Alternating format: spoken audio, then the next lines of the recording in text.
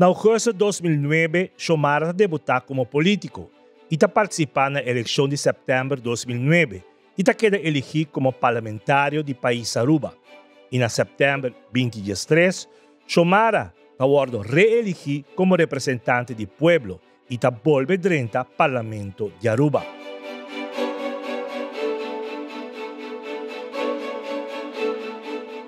Xiomara está fungindo como parlamentário por 8 anos, durante o qual estava conhecido por sua forma crítica, pero construtiva, que estava controlar o governo, sempre defendendo o interesse geral. Parlamentário com coragem e determinação. Na eleição de 2017, Xiomara figurou como número 2 da lista do partido GEL. O partido MEP ganha a eleição e forma governo de coalição. E Xiomara assumiu a responsabilidade como ministro de Finanças, Assuntos Econômicos e Cultura para o país Aruba, do primeiro gabinete Weaver Cruz.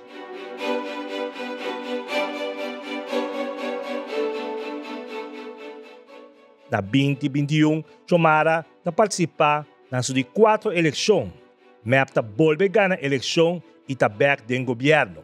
Xiomara ganha a confiança para vez mais carga e responsabilidade como mandatário e ganha a carteira de Finanças e Cultura do gabinete Weaver Cruz II.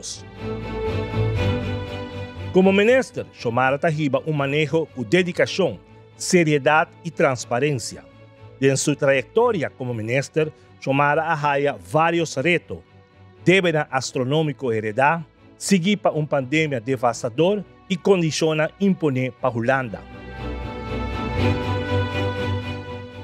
Apesar de saquinar, ela continua e com fé em Deus e trabalhando diligentemente com seu colega no ministro, departamento e seu time, esta logra pone finanças públicas de Aruba back riba pia. Há reconhecimento do Instituto Financeiro Local e Internacional e tal logra para 2 anos seguidos para o país Aruba tem presupuesto com surplus. Mandatário que sempre está sostener e promover Aruba sua cultura. Maneira seu lema tabisa, cultura, botim cubibe.